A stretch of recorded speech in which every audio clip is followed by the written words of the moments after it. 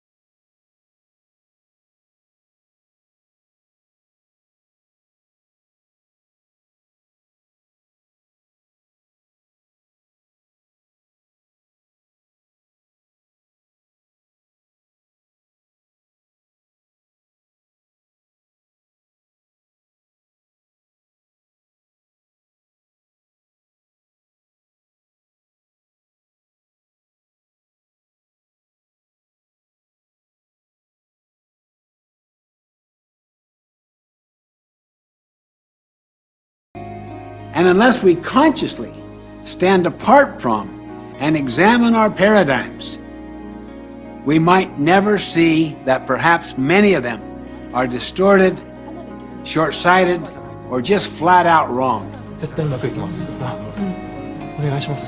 I remember a mini paradigm shift I experienced one Sunday morning on a subway in New York City. People were sitting very quietly, some reading, some resting with their eyes closed. Suddenly, a man and his children entered the subway car.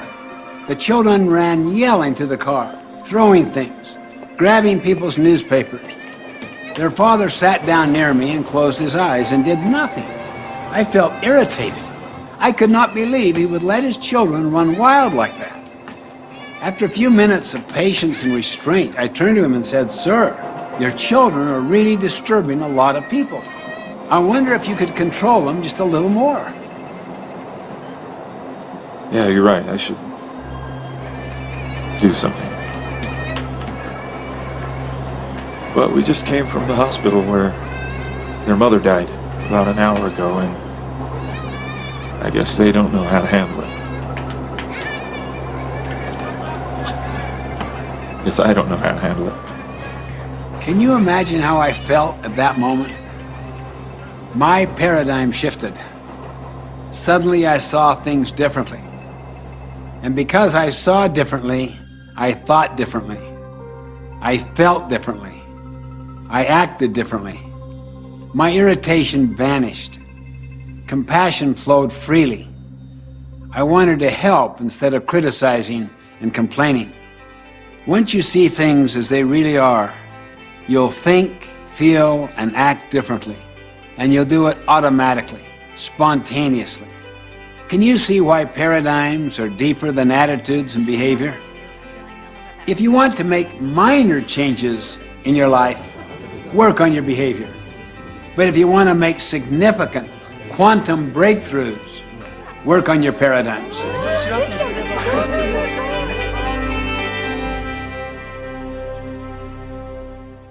Ano yung mga nakita nating, yun yung, I would say, ineffective paradigms. Kasi, ineffective means you're not getting the results that you want, di ba? Ineffective.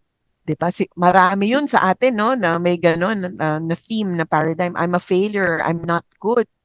Pero, if your paradigm is, I am good at what I do, no? Yung success, ano yun? Effective counterpart nun. You will look for the ways to become good or better, or I can do this. Then it becomes the more effective paradigm because they help you get what you want. Okay, so sabi dito, please read with me. Your attitude and behavior are a function of your paradigm. Meron tayong manner of thinking, meron tayong belief system, kaya ganun ang attitude natin at ganun ang behavior natin.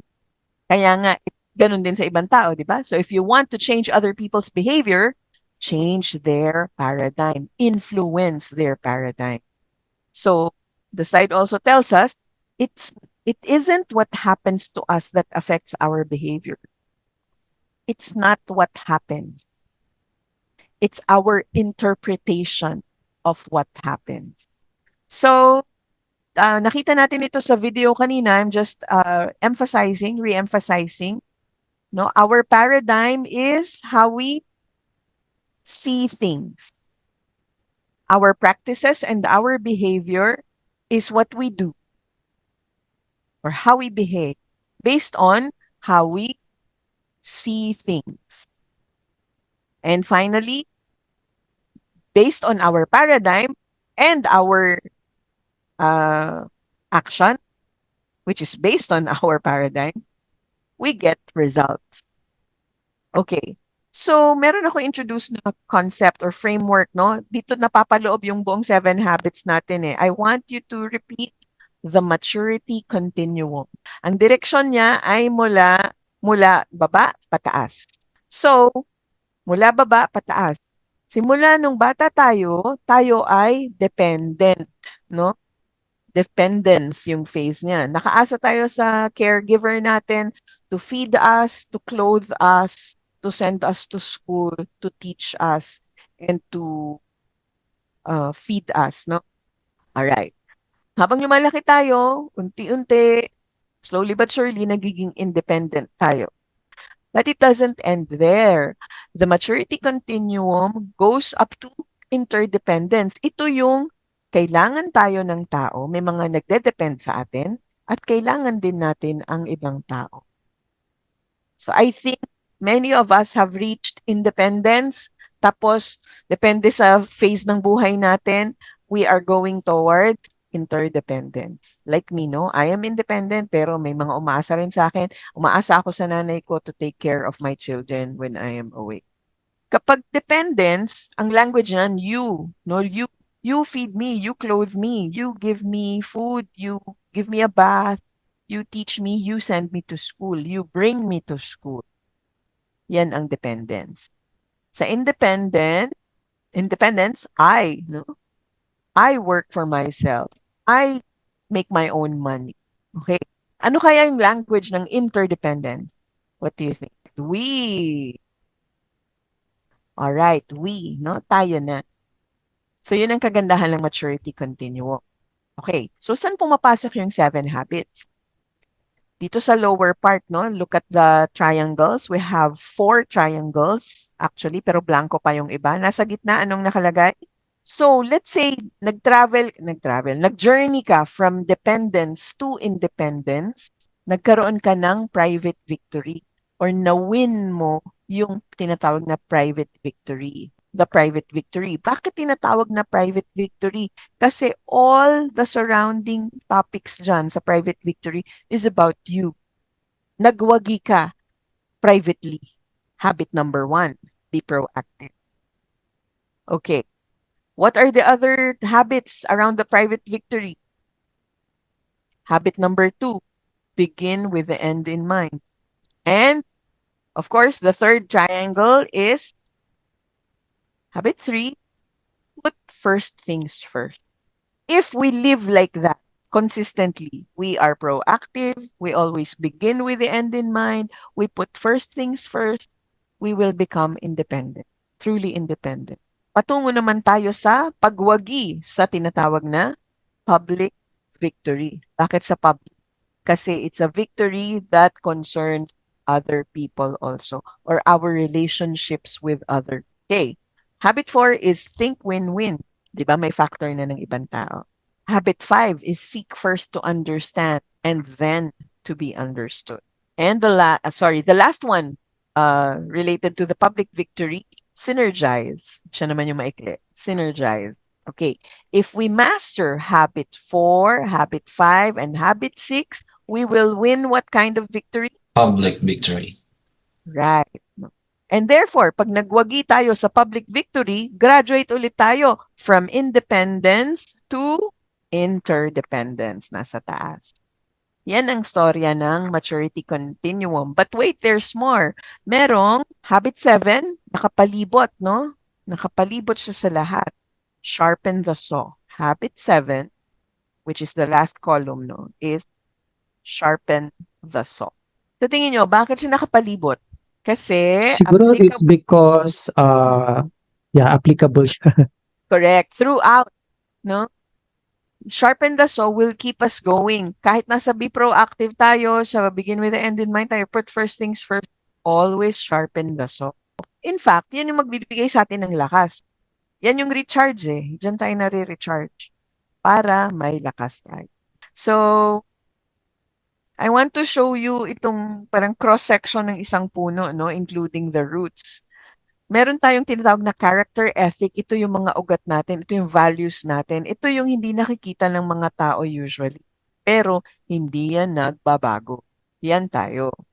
Pero merong personality ethic. Ito yung parang uso-uso. So, di ba sa puno, minsan dilawan dahon, minsan berde, minsan sumasayaw, minsan nalalagas. Pero the roots remain strong. So, ganun din siya sa atin. Pwedeng yung fashion mo nagbabago, pero ikaw pa rin yan. Yung style of speaking mo nagbabago, pero yung character mo, yan pa rin yan. You can draw a parallel, no? Look at the transition from this slide and the next one. Look ha. Yun siya. Yung private victory mo, yun yung character mo.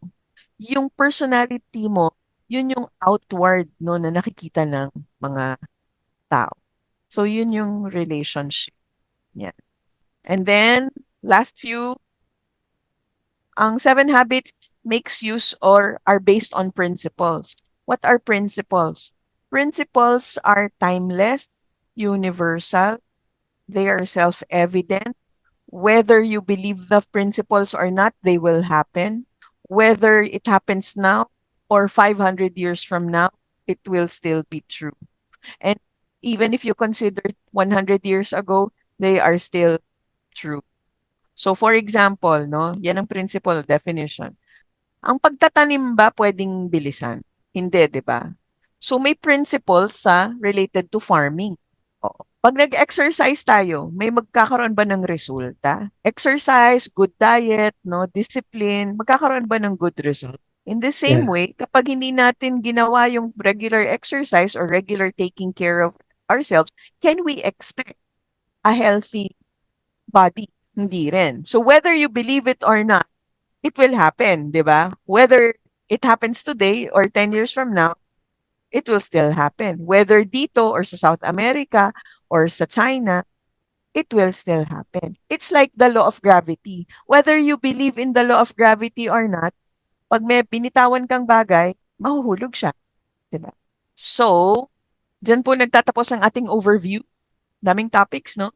So, dito po tayo magtatapos for today. Thank you for your active participation. So, thank you everyone. I had fun. I hope kayo rin.